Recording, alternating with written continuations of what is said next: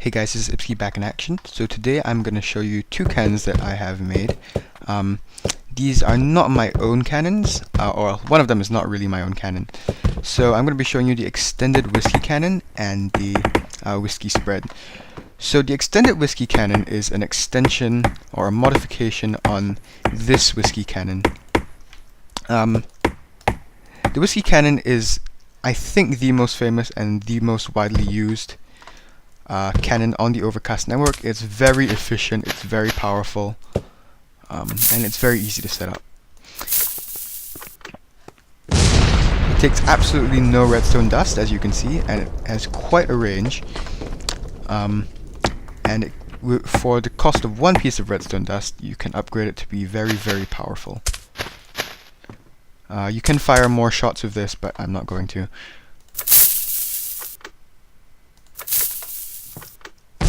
So that goes very, very far, and you can modify the angle with a ladder, which will make it fire quite high. And then finally, with the load of 5 TNT, which I think is the maximum on this model of the TNT cannon, you can see that goes quite far and quite high. With the final model, you can bring this up a block, put the button here instead, and turn it into a mortar cannon. Sort of a mortar cannon. A very, very high angle cannon.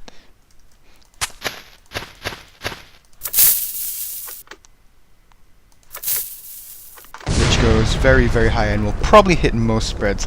But sometimes, if the front part of the map is blown up, or the spread is really far away, or the void gap is huge, you may want to build your cannon back a bit, and so you'll need a lot more range. So the way I'm going to achieve that range is by adding a lot more TNT to the load. So it starts out the same way, but instead of just a 2 high with this arrangement, you need like 5 or 6 blocks high. I can't remember how much. Very, very, very high. But it's still relatively fast and simple to set up.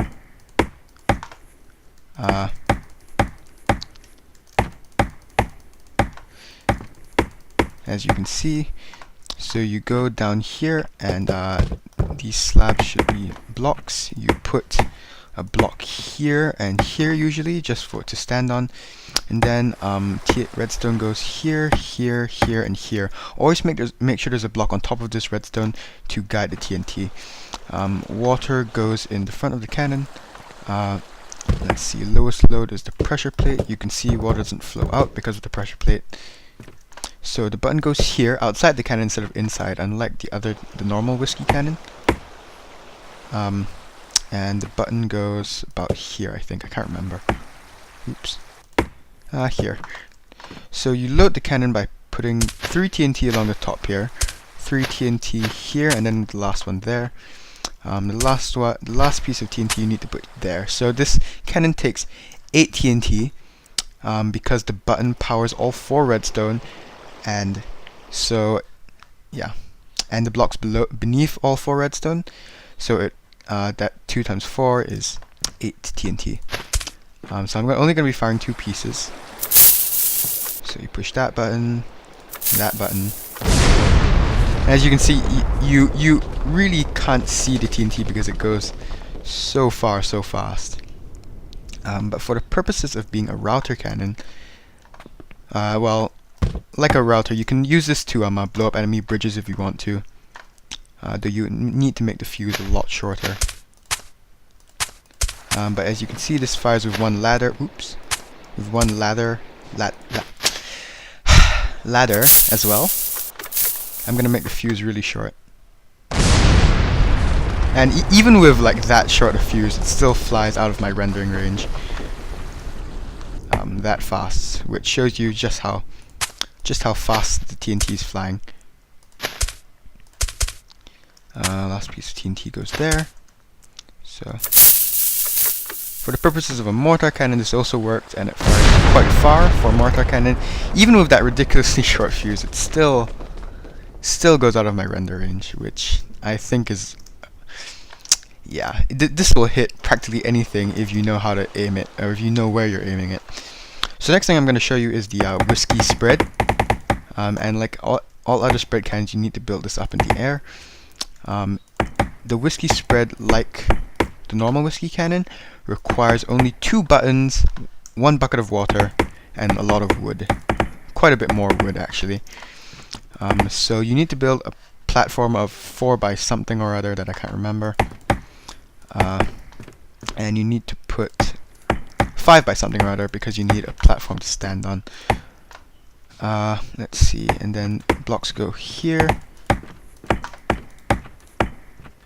Except for there, you don't need a block there. And you put that there, the button goes there. And then after 3 blocks here, you knock out these, you put in 6 fences. The 6 fences actually reminds me of, I think it was called the elephant gun, or it was one of the, I think it was the defender's cannon on the map called Nail. But so you have 1 button here, and then you have another block up here with a button on this block, and you need to put a block here close to the cannon. I'll explain why in a moment. So it shoots 5 TNT. It takes 6 TNT to fire. So you just press that button, then this button, and it has quite a range for the amount. It has quite a range for only 6 TNT, but it fires a relatively small shot. So hold on, dang it. The reason why this is a block and not a piece of TNT is because I'll show you. If this is a piece of TNT, bad things happen.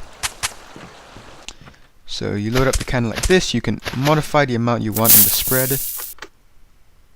So you can see that this piece of TNT goes sideways for some reason, and then like that piece of TNT goes sideways.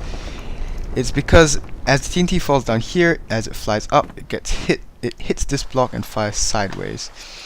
For some reason, if you put, I think that's the same reason why this block of TNT doesn't do that when that is a block.